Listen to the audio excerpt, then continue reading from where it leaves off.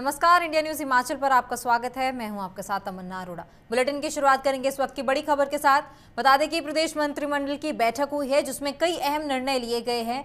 विभिन्न श्रेणियों के 320 पदों को अनुबंध के आधार पर भरने का निर्णय लिया गया है। प्रदेश मंत्रिमंडल की बैठक में अहम निर्णय कई लिए गए हैं। बिलासपुर के घुमारवीं को बड़ी सौगात दी गई है। स्वास्थ्य केंद्र हटवाड़ को 10 बिस्तर क्षमता के संस्थान में स्नातकोत्तर करने का निर्णय लिया गया है। किन्नौर में स्वास्थ्य केंद्र खोलने का भी निर्णय लिया गया है। इसके साथ ही और कहीं अहम फैसले प्रदेश के हितों में लिए गए हैं। प्रदेश मंत्रिमंडल की कल बैठक हुई थी जिस दौरान कई बड़े फैसले लिए गए हैं। बैठक की अध्यक्षता मुख्यमंत्री जयराम ठाकुर ने की, जिस दौरान और भी कई मंत्री मौजूद रहे और मंत्रिमंडल की बैठक में कई अहम निर्णय लिए गए हैं।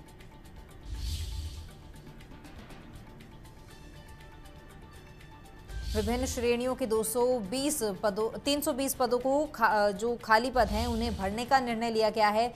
स्वास्थ्य केंद्र हटवाड़ को 10 बिस्तर की क्षमता से संस्थान करने का निर्णय लिया गया है। किन्नौर में स्वास्थ्य केंद्र खोलने का निर्णय लिया गया है। इसके साथ ही कई अहम मुद्दे प्रदेश के हित में लिए गए हैं।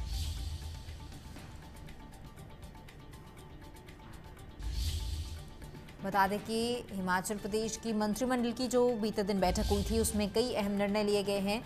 आगामी विधानसभा चुनावों को देखते हुए भी प्रदेशवासियों को जो है सौगातें दी गई हैं। अहम निर्णय प्रदेश के हित में लिए गए हैं।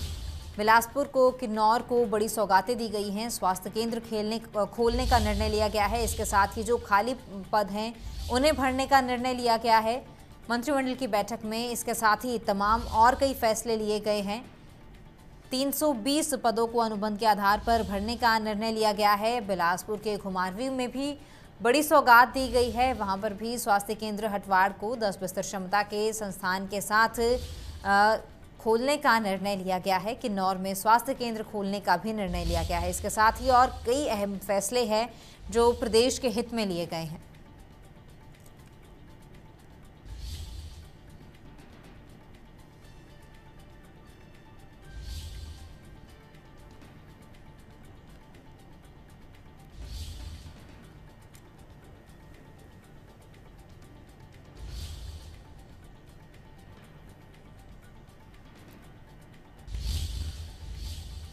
और इसी खबर पर ज्यादा जानकारी के लिए अनुराग शर्मा शिमला से फोन लाइन पर जुड़ चुके हैं। जी अनुराग, बीते दिन प्रदेश के मंत्रिमंडल की बैठक हुई है, कई अहम निर्णय लिए गए हैं, कई फैसलों पर मोहर लगाई गई है, तो किस किस फैसले को जो है हाईलाइट वहां किया गया है, कौन कौन सा अहम फैसला प्रदेशवासियों के हित में लिया गया है?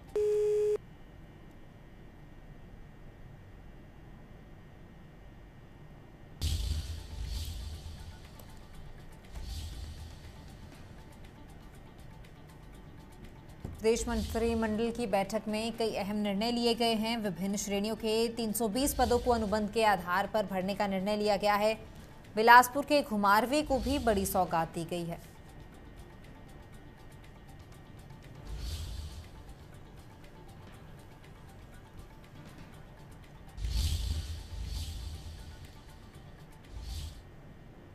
अगली बड़ी खबर का रुख करेंगे। पांवटा साहिब से बड़ी खबर सामने आ रही है। पांवटा साहिब के सलवाला में सड़क हादसा हुआ है।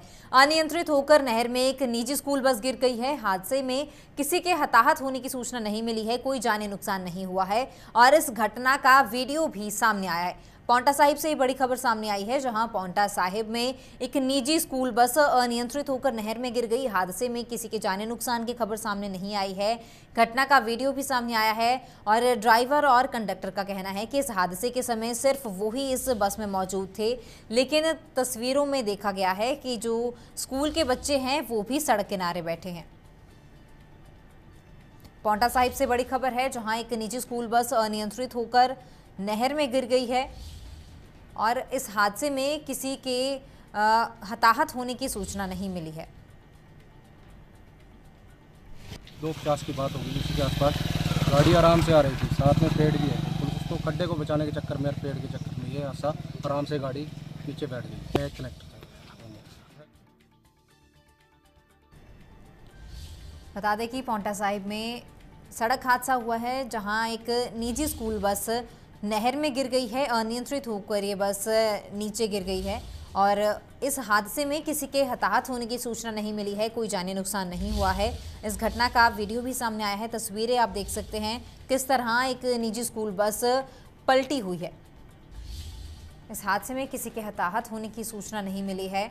ड्राइवर और कंडक्टर का कहना है कि इस हादसे के समय सिर्फ ड्राइवर और कंडक्टर ही इस बस में मौजूद थे, लेकिन तस्वीरों में देखा जा सकता है कि स्कूली बच्चे जो हैं वो भी सड़क किनारे खड़े दिखाई दे रहे हैं।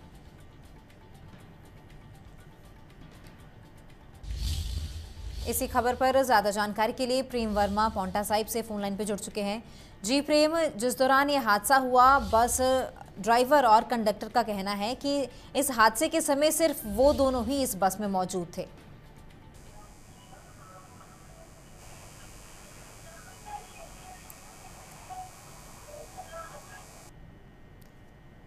प्रेम, आप तक आवाज पहुंच पा रही है?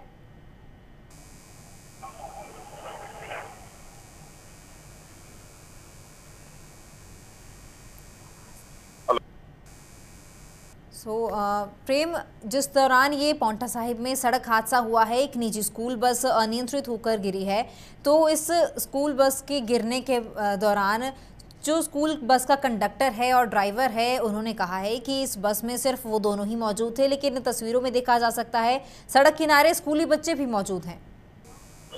जी, मैं आपको बताना चाहूँगा, ये पिछले कल का मामला है, जब एक शिवपुर से निजी स्कूल की बस बच्चों को घर छोड़ने जाती है। अचानक सालवाला के समीप उसका नियंत्रण खो जाता है और वो बस नहर में गिर जाती है। ड्राइवर ने जब इसमें बताया तो उसने कहा कि इसमें सिर्फ ड्राइवर और कंडक्टर ही मौजूद थे, लेकिन तस्वीरें साफ बता रही हैं कि उसमें बच्चे भी उस समय मौजूद थे। कहीं ना कहीं सच्चाई छुपाने की कोशिश की गई है, लेकिन हकीकत ये है कि इसमें उस समय बच्चे भी मौजूद रहे होंगे, क्योंकि वहां पर जो लोग गुजर रहे थे उन्होंने फिर ये एक वीडियो बनाई और ये वीडियो फिर वायरल कर दी। तो वायरल वीडियो के आधार पर हम कह सकते हैं कि उस समय स्कूल में बच्चे भी रहे होंगे, लेकिन राहत की बात यह है कि किसी को भी कोई चोट नहीं पहुंची है। मेरी अभी पौंटा साहिब के एसडीएम से बात हुई थी, तो उन्होंने भी कहा कि इस पर जांच की जाएगी। जी प्रेम, किस दौरान ये हादसा हुआ है और इस हादसे के होने के पीछे कारण क्या है? क्या खराब मौसम के चलते बस अनियंत्रित होकर गिरी है? जी देखिए, खराब मौसम तो नहीं कहेंगे, लेकिन सड़क की जो दशा है वो बता रही है कि सड़क भी टूटी फूटी थी और कहीं ना कहीं गड्ढे को बचाने के चक्कर में जो है वो बस अनियंत्रित हुई होगी। लेकिन ये तो जांच के बाद ही सामने आ पाएगा कि आखिर ये जो घटना है वो किस कारण से घटी है। जी प्रेम, तमाम जानकारी के लिए आपका बहुत बहुत शुक्रिया। बता दें कि पौंटा साहिब के सालवाला में सड़क हादसा हुआ है, जहां एक बस अनियंत्रित होकर नहर में पलट गई है और इस हादसे में किसी के हताहत होने की सूचना नहीं मिली है।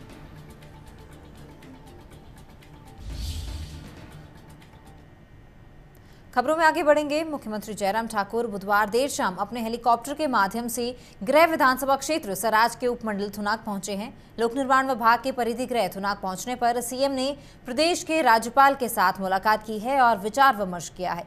थुनाग पहुंचने पर सीएम जयराम ठाकुर का स्थानीय लोगों द्वारा जोरदार स्वागत भी किया गया।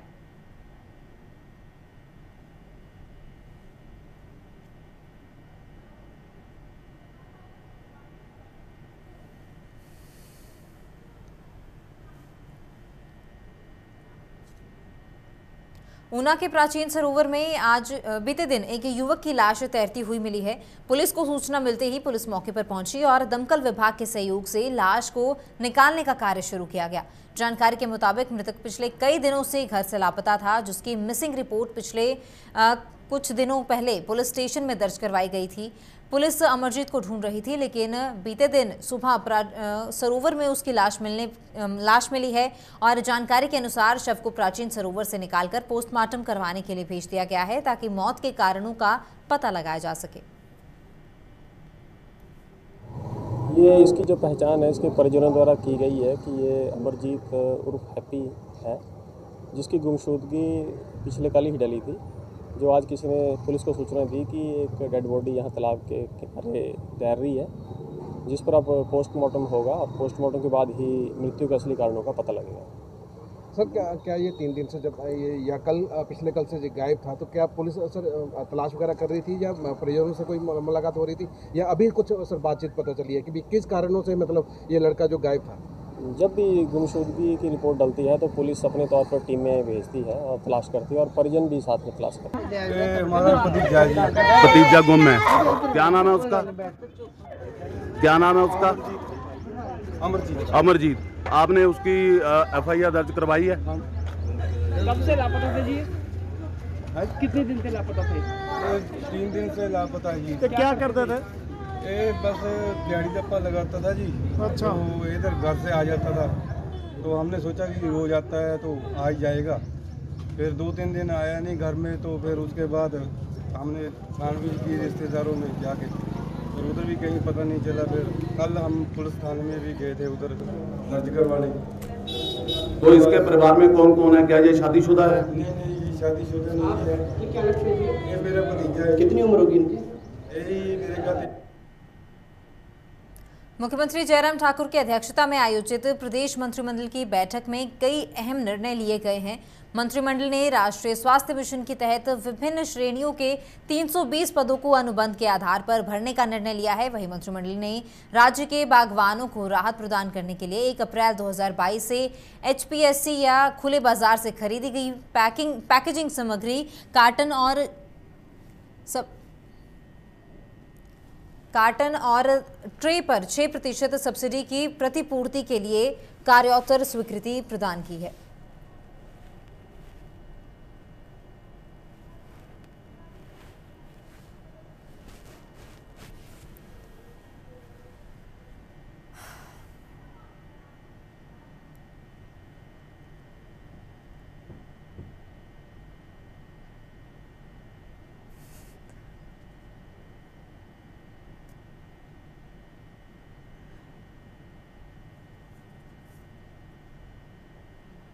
मुख्यमंत्री जयराम ठाकुर ने ओक ओवर शिमला से हिमाचल पथ परिवहन निगम को राइड विद प्राइड योजना के अंतर्गत स्मार्ट सिटी शिमला द्वारा प्रदान की गई 18 नई इनोवा टैक्सियां शिमला शहर के लोगों के लिए समर्पित की हैं। लगभग 2.91 करोड़ रुपए की यह 18 गाड़ियां बीते दिन से ही शहर की जनता को अपनी सेवाएं प्रदान कर रही हैं। इस अवसर पर मुख्यमंत्री ने कहा कि राइड विद प्राइड टैक्सी सेवा के माध्यम से बुजुर्गों, महिलाओं, शारीरिक तौर पर असक्षम लोगों सहित स्थानीय निवासियों और यहां आने वाले पर्यटकों को परिवहन की ओर से बेहतर सुविधा प्रदान कर सकेगी।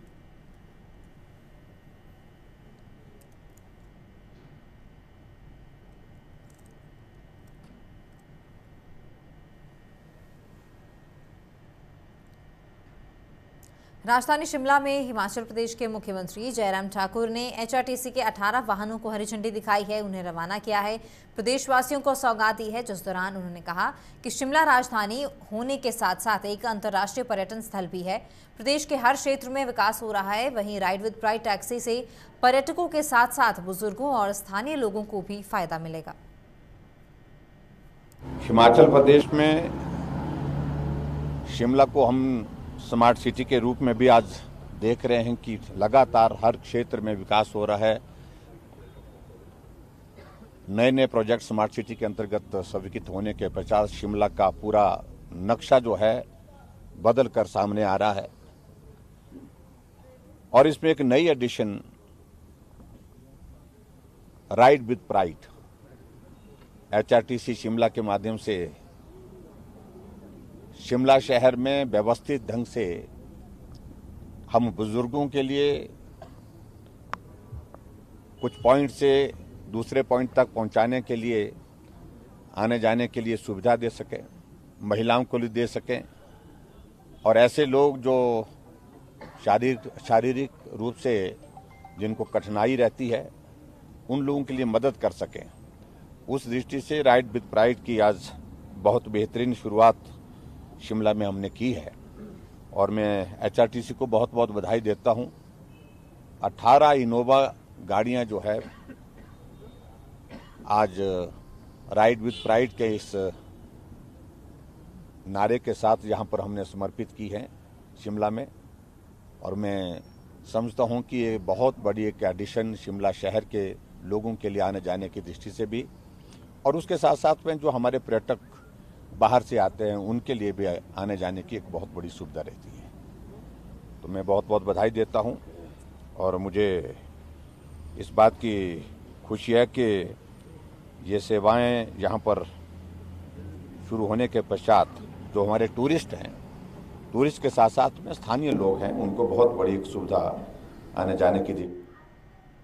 बांगना उपमंडल के तहत अंदरौली में 7 लोगों की डूबकर मौत होने के बाद अब जिला प्रशासन भी अलर्ट हो गया है।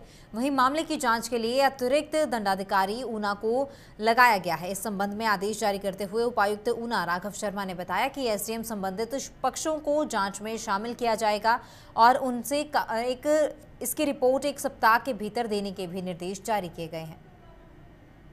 2 दिन पूर्व एक बहुत ही दुखद घटना अंदरौली नामक स्थान पर गोविंद सागर झील के किनारे हुई, जिसमें 7 व्यक्ति जो मोहाली से थे उनकी वहां तैरने की कोशिश करते हुए उनकी जो है मृत्यु हो गई। उसको देखते हुए हमने additional district magistrate Una doctor Amit Sharma की अध्यक्षता में इंक्वायरी जो है उनको सौंपी है कि वे इस हादसे के कारणों की जाँच करें और साथ में ही भविष्य में ऐसे हादसों को कैसे रोका जा सकता है उसके मेजर्स जो हैं वो सभी लोगों से डिस्कस करके और वो इंक्वायरी रिपोर्ट 7 दिनों के अंदर जिला प्रशासन को सौंपे। उस इंक्वायरी रिपोर्ट के हिसाब से जो मेजर्स आएंगे उनको अंदरौली में हम इम्प्लीमेंट करेंगे, जिससे भविष्य में ऐसे हादसों को जो है रोका जा सके।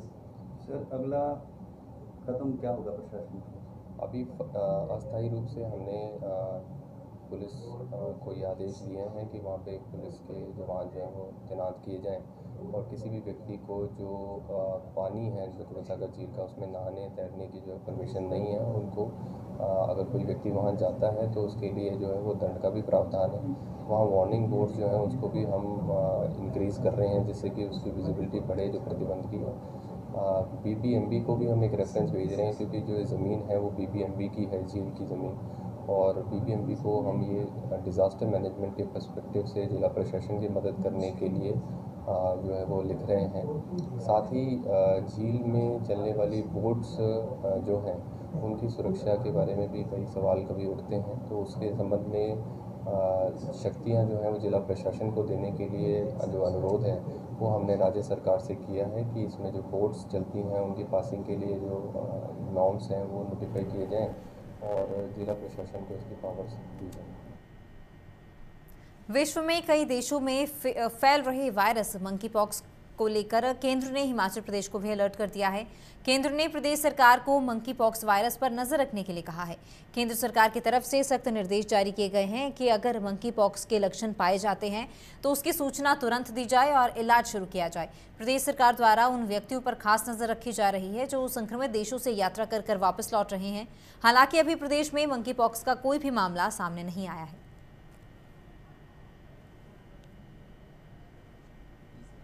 देखिए, मंकी पॉक्स एक वायरल इलनेस है और ये इसमें जो जिन कंट्रीज़ में अभी केसेस मिल रहे हैं, अगर उन कंट्री से पिछले 21 दिन में ट्रैवल हिस्ट्री है और वो व्यक्ति प्रेजेंट करता है विद अनएक्सप्लेन्ड रैश, मतलब उसको ऐसे रैश है, फीवर है, या उसमें लिम्फ नोड जैसे गिल्टियाँ हो जाती हैं तो गिल्टियाँ हैं, और अगर इस तरह का कोई फीवर विद अनएक्सप्लेन्ड रैश और ट्रैवल हिस्ट्री के साथ कोई भी व्यक्ति प्रेजेंट करता है तो उसको हम मंकी पॉक्स सस्पेक्ट गिनते हैं। और फिर उसका जो उसके कुछ सैंपल्स हैं, क्योंकि इसका जो रैश है वो लगभग 2 हफ्ते तक रहता है, उसके बाद वो ठीक होना शुरू हो जाता है और लगभग 3 हफ्ते के बाद वो बिल्कुल ठीक हो जाता है। तो इसमें जो आइसोलेशन पीरियड होता है वो लगभग 21 डेज़ का होता है। तो शुरू के 2 हफ्तों में अगर वो पेशेंट प्रेजेंट करता है तो हम उसमें 7 सैंपल्स लेते हैं, और अगर वो लास्ट के 1 वीक में प्रेजेंट करता है हीलिंग फेज़ में तो हम उसके 2 सैंपल्स लेते हैं, एक यूरिन का और एक ब्लड का, और इन सैंपल्स को पुणे वायरोलॉजी लैब में भेजा जाता है। एक भी केस अगर कंफर्म हो जाता है, लेबोरेटरी कंफर्म्ड एक भी केस होता है तो उसको हम आउटब्रेक मानते हैं। फिलहाल इस बुलेटिन में इतना ही। आप बने रहे इंडिया न्यूज़ हिमाचल के साथ। नमस्कार।